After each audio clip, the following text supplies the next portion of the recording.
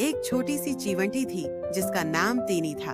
वो अपने बड़े भाइयों और बहनों के साथ एक बड़े से दरख्त के नीचे रहती थी।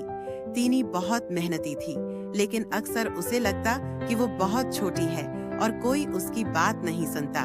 एक दिन चीवंटियों के घर में एक बड़ी मुश्किल आ गई।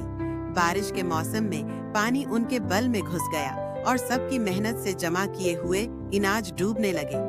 सब चीवंटियां परेशान हो गईं। बड़ी चीवंटियों ने कई तरीके सोचे, लेकिन कोई हल नहीं निकला। तब तीनी ने एक आवाज लगाई, मैं एक रास्ता जानती हूँ। दरख्त के ऊपर एक खोखली जगह है, हम वहाँ अपना सारा अनाज मुंतकिल कर सकते हैं।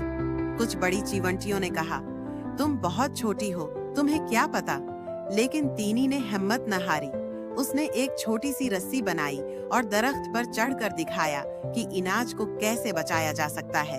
देखते ही देखते सब चीवंटियों ने मिलकर काम किया और अनाज महफूज हो गया। इस दिन सब ने सीखा कि छोटा होना कोई कमजोरी नहीं, हिम्मत और अक्ल से बड़ा काम भी किया जा सकता है। और तीनी की हिम्मत की वजह से उस दिन के बाद सब चीवंटियां उसकी बात गौर से सुनने लगे।